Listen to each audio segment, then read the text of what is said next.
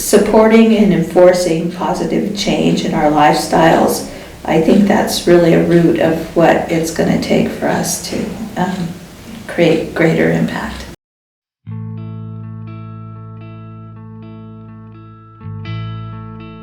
I'm an employee here at NEA Family Center. I work in our community engagement department.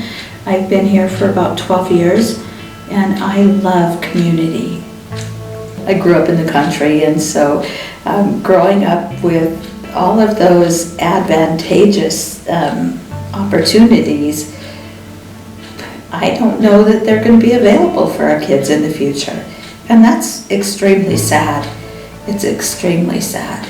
In terms of traditional teachings that I was brought up with about seventh generation, that I have kids, and when you're looking out there on that horizon 40 years from now, and those little people that are looking back to see what we did today, I want to make sure that we're doing the best that we can be doing. This is a little bit personal, but I first became involved in activism because I have a bunch of brothers, and they were always in trouble and on the playground, and I was always a good student, always the teacher's pet, one of those kind of kids. But when my brothers would get called in to the principal's office, I learned that they were being mistreated, and so when I would see them get yanked up and called in, I'd have to step in front of them and say, you can't take them anywhere until my parents get here. You just can't. So that was my first introduction to standing up for what's right. Because we all need to be treated fairly. We all should have a voice, and we should all, if we're not able to speak for ourselves, have somebody speak for us. We know as Indigenous people how to take care of and how to be in relationship with our Mother Earth and our environmental resources. And a lot of people don't view it from that perspective. They don't realize that we're in a crisis right now. That now is almost beyond the tipping point. We need to have immediate change. We had a lead contamination issue in the area, and at NEA we formed the NEA Environmental Safety Task Force, NEST Force, because we were concerned that we might be having lead contamination through the water that we drink here. And how do we, as a community, ask for safety? I looked to my own tribe, the Shoshone-Bannock tribe from Fort Hall, Idaho, to see what we're doing. We had a Superfund site on our reservation, and that's where I really started to pay attention to what our tribal council's views were on environmental impacts, and I really appreciated what their viewpoint was. When I hear about the extreme changes on the way they hunt and fish, I mean, their subsistence people that they rely on the seal and the natural elements to feed them, and when that changes, it changes and destroys the whole way that they have lived for since time immemorial.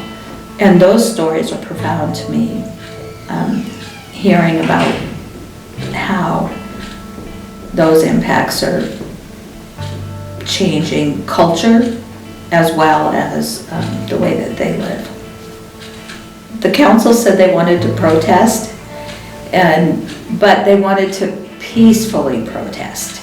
And so we show up in regalia, we show up with signs, we march,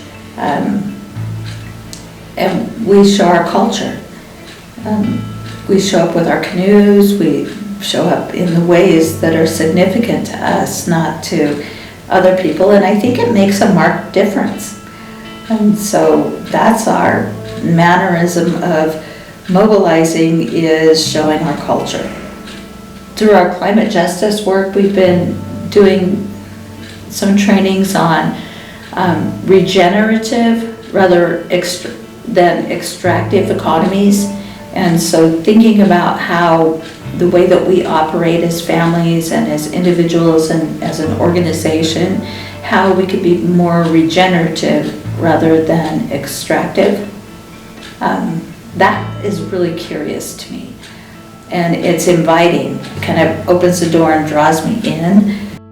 Well, the other thing that we have the opportunity to do in the work that I do is trainings with our community members. And so our Oregon Lead cohort or Portland Youth and Elders Council to do trainings around power analysis and teach our community members where their best methods of creating change, the change they want to see. Where are those PowerPoints? Where do you go? How do you do it?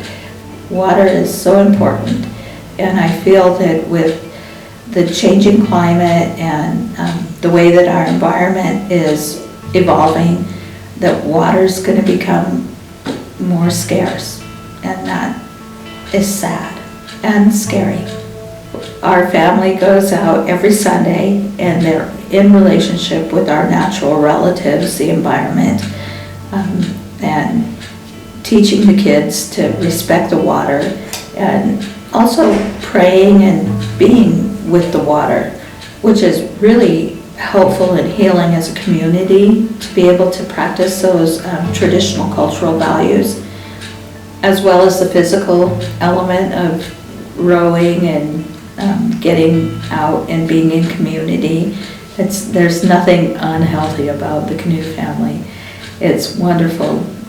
We were at the St. John's Bridge doing some activism work, which was really kind of funny because my mom sent me a post. She's like, look at these boneheads down at St. John Bridge protesting against oil extraction on the North Slope. And I'm like, Mom, I'm one of those boneheads. I'm down here. And she's like, Donita, how could you?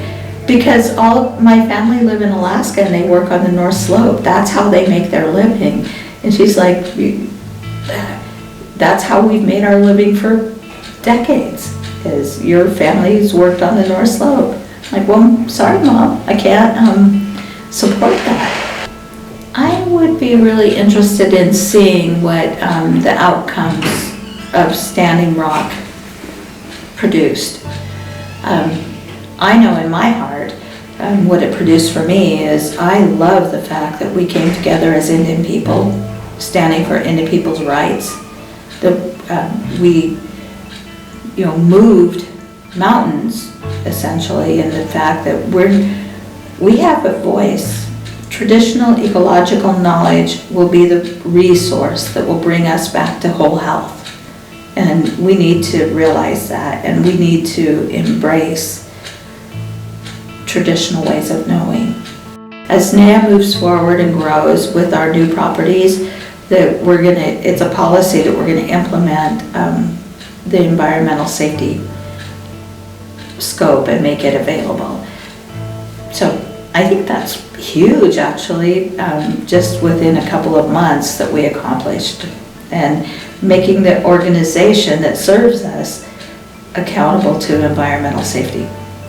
One thing I love about our organization is that it's community, it's youth-focused, community-driven, and elder-guided.